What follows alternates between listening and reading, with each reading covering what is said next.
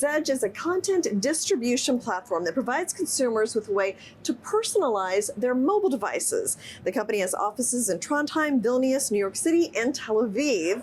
The Zedge app has been downloaded more than 400 million times, has about 30 million monthly active users. And with me is the CEO, Jonathan Reich. Great to have you. Heard those numbers up to date? Or? Actually, closer to around 750 million. Wow, that's amazing. I figured these were about that's 6 months old or something. So I gave a brief description. Go into a little more detail about Zedge. Sure. So we're a mobile app publisher. We've got 3 businesses. The first is the flagship Zedge ringtone and wallpaper marketplace. And that's a marketplace where users can go to acquire all this great content that they can use to make their phone look fun and pretty and express their tastes and desires.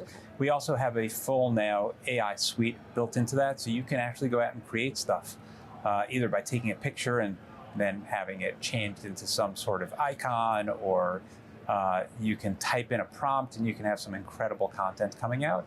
Second business is Emojipedia. Emojipedia is the Wikipedia of anything and everything having to do with emojis. A really, really popular site. As a matter of fact, on the 10th anniversary of Emojipedia, we did an event here at the Stock Exchange. Oh. And we showed up dressed as emojis, which was, I love it. Yeah. yes. And then the final business is a business by the name of GuruShots. We've gamified photography. We have all these really, really fun photo competition games. And it's one which just draws in a tremendous amount of very loyal users that love to show off their incredible photographs. And you just went through a restructuring, right? So tell me about that. How did that position you for the future? Sure. So last week we announced a restructuring. From a revenue perspective, we do around $30 million a year. We cut out $4 million from our cost basis on an annualized basis.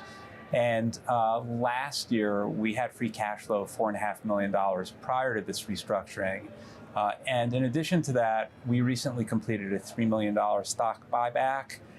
And we just announced in December a $5 million stock buyback. The stock is trading at around a $40 million market cap. We've got around 20 million of cash on the balance sheet. Actually north of that, no debt. So we think that we are exceptionally undervalued. Well, that's what I was going to ask. Like, if an investor is watching this and they're looking at those numbers, those are good numbers. And what will be the catalyst, would you say, going forward to? Sure. So we have several things going on. One is everything in the whole AI space, where we've made AI a core part of the user experience. And AI is still in the very early phases of customer adoption. And we are there enabling users to create content in all sorts of different ways. We're even allowing users to monetize that content, which is really, really exciting.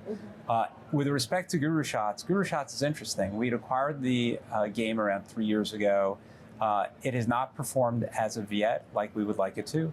From a financial perspective, we actually wrote off the acquisition. So this is really an option for the future. And what we're working on right now is GuruShots 2.0, which is really modernizing the game experience and building on infrastructure, which is going to make the user experience that much greater. Just to give you an idea, we have a catalog of close to 180 million photographs that have been used in competitions over the years. So there is no question of a doubt, this is something which is really, really popular, and we're hard at work in terms of reinventing what GuruShots 2.0 will be. Now, do you have any thoughts on the potential TikTok ban here in the US and possible purchase of it? How do you see that playing out? So TikTok is obviously a major popular destination for all sorts of users.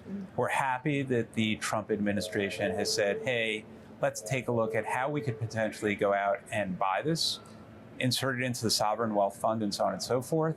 In the event that that happens, I think it's just going to be fantastic for the country and for any mobile user. In the event that it doesn't happen, then users will go elsewhere. I will take as a point of reference, when TikTok was banned in India, give or take around 5 years ago, what ended up happening was that some local participants began to launch similar apps, but at the end of the day, after all the dust had settled, the primary users had gone to either Instagram or to YouTube. Okay, so we see Meta benefiting. Yes, that's correct. Okay, finally, you mentioned AI briefly.